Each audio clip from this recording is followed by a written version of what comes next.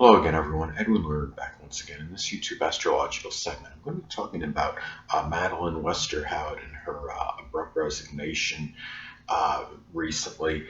She was the executive assistant to President Trump, and she got resigned rather abruptly due to apparently divulging some personal information connected with President Trump. And thing about this is I'm going to talk about how astrology may have played a little role in this to some degree. Now, one thing I thought was interesting at this time that the South Node in Capricorn was making a separating conjunction to her natal Saturn. Saturn could be connected with the government. She has Saturn in Capricorn. This could indicate real laborious, consistent work with the government. And the thing is, when you have the South Node making a separating conjunction to a planet, a lot of times that could indicate a departure or leaving of whatever that planet is associated with and or sign. This planet and sign even as well. Um, Another thing too is what I noticed in her chart. She has a cardinal T-square, which involves the MC and some Capricorn planets and some Libra planets. Now, the opposite point of this, a lot of times when something, when you get a transit that's at the opposite point of the focal point in this in the T-square, sometimes significant events can occur in one's life. And the opposite point in the transit was Chiron and Aries in her sixth house of employment. So this could indicate perhaps due to something, it could be, Aries energy is abrupt. This could be some suffering, wounds associated with something abrupt associated with the employment. In this case, it was something tied in to an abrupt departure, sadly. And the thing about this too is, another thing I noticed with her chart is that she also has transit Neptune in the sixth house. And a lot of times when you're talking about transit, Neptune, a lot of people look at this as deception, duplicity, but it's also could be about dissolving and dissipation. This could be about the dissolving and dissipation of one's employment. And the thing too is she also has the moon in Gemini in her ninth house, and more invaluable Gemini. I mean, sometimes this could be the tendency to talk too much, and having it in the ninth house of global communications. This could even be on a global level. She did work with the president, so that can be connected with something of a global nature. It's also in a yod configuration as well in the chart. It's at the apex point of this, so that moon in Gemini even takes on more significance. It's also making a conjunction to Mars, and Mars in Gemini, and Mars can give a little bit even more energy, I believe, to the moon in Gemini. Now, sadly, she also has transit Venus right now, I believe very close to the 12th house cusp in her chart. And when you're looking at that, that could indicate limitations in something of a monetary nature. Now, I'm sure she's got a good amount of money saved up, but it might be a little time until maybe she finds some other employment. Now, the thing about it is, in looking at her chart as well, she's also going through the Saturn return. And when you're going through Saturn return, a lot of times something could, it's about a maturation point in one's chart. It could be a very significant point as far as that goes, but she has, but sometimes I believe this could indicate some kind of career or vocation change. And again, she has Saturn in Capricorn. That could indicate a career with the government at this time. So those are some things I think that could have obviously played a role in her departure. And also having the North Node, transit North Node in Cancer in the 10th house. Now, a lot of times when you have, you're talking about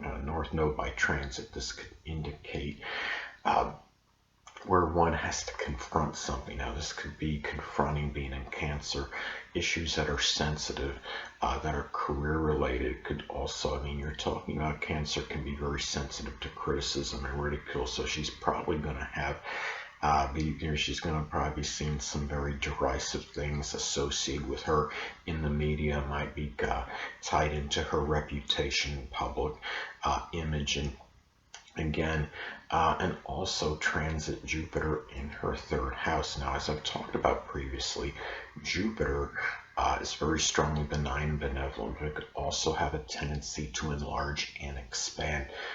This could expand a lot of even foolhardy communications at this time, given that we're talking about Jupiter energy and perhaps a long opposition, I mean, if you will, to her to the moon in Gemini. This could also bring about really, and it might expand that Gemini moon valuable energy, but not on a positive level. I mean, given that you're talking about perhaps a long opposition in aspect to it. Now, in her chart as well, she also has the ruler of the 12th house in her 12th house. And that could, I mean, when you look at that, that could be something too, where even some kind of betrayal can self-undoing can be very well tied in to each other. Could be communications. Being with Mercury in her 12th house, this is where communications can be the self-undoing at this time. And also she has, what was interesting as well, is that looking at her chart, I mean, she obviously has very, good communications ability based on looking at her chart. She has a number of the North Node in Aquarius and Moon in Gemini and Mars in Gemini and strong Libra influence, including the Sun and the including the Sun and the Ascendant in Libra. So thing about this too is she. When I look at her chart and her transit, it's not really surprising that this went down and this actually happened. That she had an abrupt resignation. She had another thing when I look at her chart as well. She is having at this time, again going back, I mean, with the strong Capricorn energy and Saturn included in it. Obviously, there was a strong affinity for some government work, and also at this time, we're having that new moon in Virgo take place, and she has a strong concentration of Virgo transits in the 11th house of aspirations and goals. So at this time, this could be about, maybe on a positive note for her, this could be about maybe some new employment connected with some goal or aspiration at this time for her. And maybe in Virgo, I think, can be about compiling data, making lists. So this could be something too, where she might be maybe starting to make some lists of her new goals and her aspirations at this time. And it could be, I mean, work related, since we are talking about the zodiac sign Virgo. So, and she also has transit Uranus very close to her 8th house cusp in her natal chart. And when you have transit Uranus by the 8th, sometimes this could indicate some kind of unpredictable major change or transformation, or even a crisis situation that one may become embroiled in. When you're talking about Uranus and Taurus in general, I think I could see a proclivity for more fluctuation in really erratic energy in connection with one's way of generating income as well. So you can do the math as far as that goes. She has the ruler of her 10th house in her 9th house of global communications and foreigners. So I'm sure a lot of her work was connected with doing things of dealing with foreigners, given her prominent position with the president. So those are some things I want to talk about as far as her resignation and her chart goes at this time. And she also has transit Pluto close to that Saturn in Capricorn, so that could indicate the obliteration or ending of one's career as well. So this is really, and also sadly, and also being by the fourth house, it's the ending sadly of some kind of emotional security, sadly, at this time as well. First, anyway, people, that'll conclude this YouTube astrological segment. And until next time, people, Edwin Learnard saying, stay well.